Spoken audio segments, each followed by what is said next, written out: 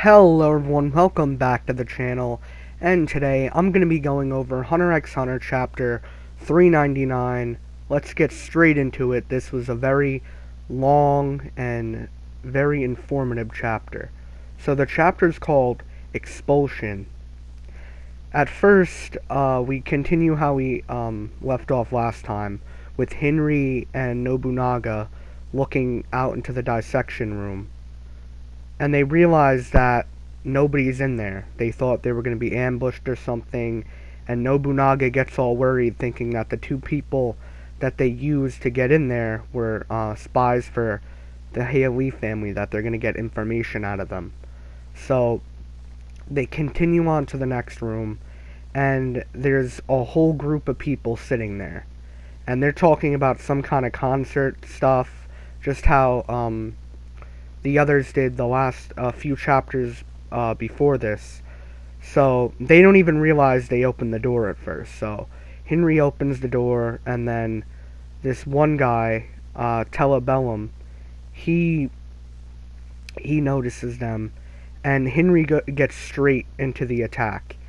He throws a knife right at Telebellum's head, and he just looks at it like, he's like, ow. So he tanks it. And then the two of them get all worried, like, what the heck was that? What's going on? So he gets up. They're still trying to figure it out. He cracks the knife off. He cracks the handle off of his head. And the art looks beautiful, by the way. Once he does it, the hand's really detailed, and his facial expression, it looks really good. Then you notice that the knife part is in a soda can, the can he was holding. So now Nobunaga and Hirigh are trying to figure out the ability, and Hirigh, he's like, alright, so what? And he throws another knife, and Telebellum and the girl, they dodge it. He kind of pushes the girl out of the way, and she gets mad. But there's this other guy who kind of looks like Miluki. He's kind of like a nerd-looking guy. He's in kind of like a school outfit or whatever. He throws the knife's heading towards him, and he's like, I wonder how long it would take to heal if it goes through my hand. So he's on some weird stuff. So it definitely has something to do with his ability, but I'm sure we'll figure that out. Then we have a cool, appearance of Straw Hat Luffy, because the guy next to him with the bandana and the native jacket takes up a copy of the Weekly Shonen Jump, and it tanks the knife. So that was a very cool cameo there. That's definitely Luffy.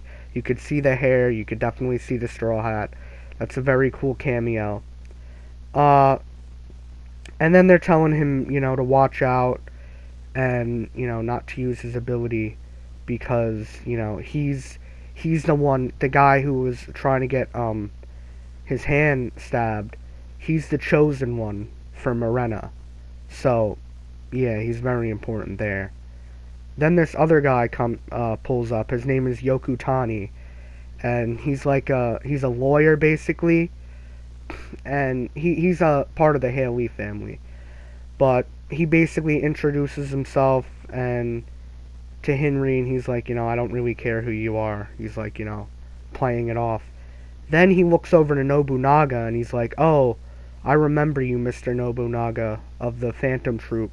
What a big catch, if that's okay with you, right? Then you see a crazy rage moment, basically, from Nobunaga, and he throws his sword, his katana, right at Yokutani's forehead, and stabs him through the forehead. And he's hanging onto it by the little rope or chain hanging off at the end of his katana. So my opinion on this scene is it's very you could compare it to Tengen Uzui when he throws his swords out and he holds it by the tip of his other sword. That's what I'm comparing this scene to. But he looks very badass in this one, like bloodlusted Nobunaga. Then you see that Telebellum has his hand on Yokutani's shoulder, basically tanking the damage that Nobunaga just inflicted, because Yokutani would be dead. That's going through his brain, it's over. So then Nobunaga takes the sword back, and he's looking at them, trying to figure out Telebellum's ability, which he does, and it's like such a cool, trope, like in the Phantom Troupe, how they just want to, destroy everybody in the room. So Nobunaga's like, I'll skewer you all, right? So he's trying to tank everybody. He's trying to kill everybody at once, which unfortunately we don't get to see. Now for Telebellum's ability, which is called Sweet Home. Basically, any damage to his right hand, right? No, any damage he takes, if he's touching something with his left hand, it will go his right or left hand. I think it's his right. But if he gets hit, like someone stabs him like in the head, as we've seen, the damage will go through his left hand. That like that's why we've seen he was bleeding through his left hand and he was touching Yokutani. But yeah, so I'm pretty sure he can use this ability on people. Like if he's holding on to two people and you stab one of his comrades, I think he could take that damage and put it onto the other person he's touching with his left hand. So it's a pretty broken ability there. So yeah, they're talking, trying to figure out. They figure out what's going on. Then Yokutani, they're figuring out like there's more to him than that meets the eye. I also kind of compare Telebellum's ability to kurapika, how his copy ability, how he touches something with his right hand and he could copy it with his left. That's it's just something you could think about there.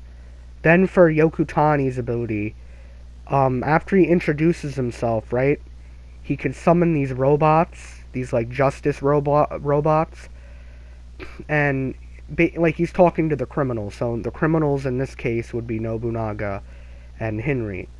So their crimes were murder, attempted murder, which towards Telebellum, throwing a knife at his head, and then breaking and entering. So that brings these robots to a level 4 crime rate, like a level 4.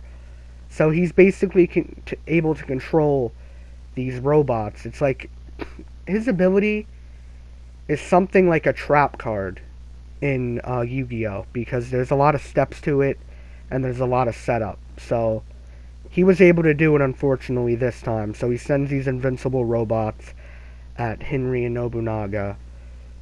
And this is the part I love here, because we actually get to see them fighting. Last chapter was just them walking around and trying to analyze what was going on. But here, you see Nobunaga fighting, and he attacks one of these robots. Like, he stabs it, and the robot goes to max level, which is level 5, and they all get, like, an increased aura, and, they're invincible. That's what Hirigh tells Nobunaga. So they're actually able to defeat Nobunaga here. They grab him, they take his sword away, like, you can't play with that no more, basically treating him like a child, and they, like, pull him away and throw him through the doorway that they came in.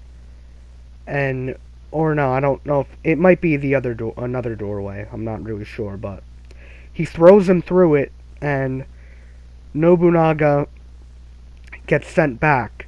But so now Henry's there all alone. He's got to fight against the robots.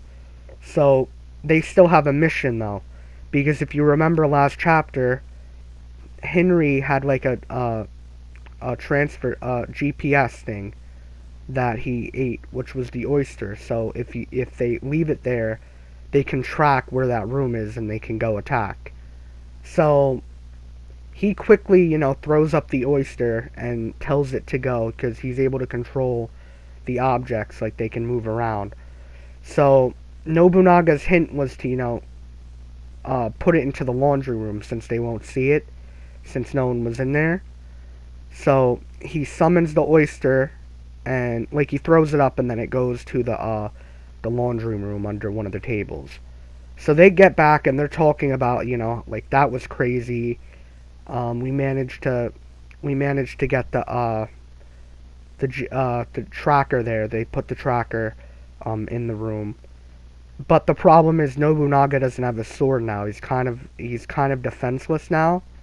which is quite a bit of an issue here for him because Hisoka is currently, tracking down all the Phantom Troop members trying to kill them, so it would be the perfect time for Hisoka to strike them. And, yeah, we didn't get to see too much of Nobunaga, but my prediction here is, in a few chapters, Hisoka's gonna strike.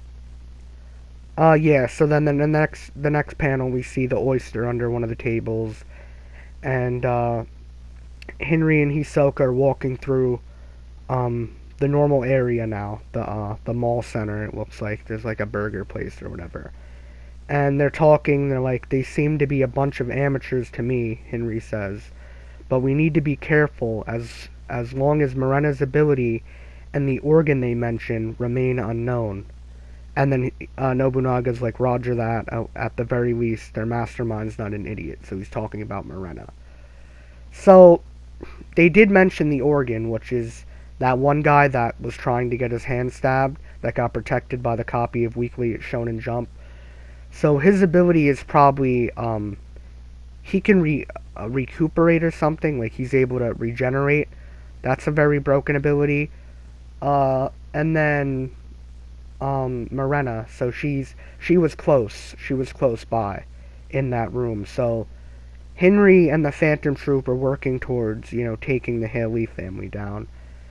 The only issue is I think that Finks and Phaeton are probably going to make it to the room, and Henry and Nobunaga are most likely going to get attacked by Hisoka. That's just my opinion, because it seems like the perfect time to do it.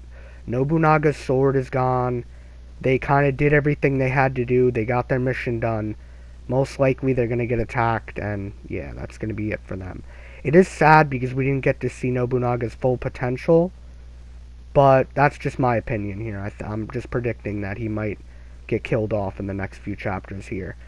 But now that Henry and Nobunaga are done with their mission, the next chapter we're going to hop over to Kurapika, which is going to be a very nice thing, a reunion with him, see what's going on with him. Maybe, some lore and see like what he's doing. Because Kurapika's the main character of this arc, and we'll hop back into it. Anyways, guys, let me know down in the comments below, what do you guys think about this chapter? It was very cool. I loved all the panels. I loved the cameo with Weekly Shonen Jump. Bloodlusted Nobunaga was very cool. Yeah, so it's been SSJ Benj. Peace.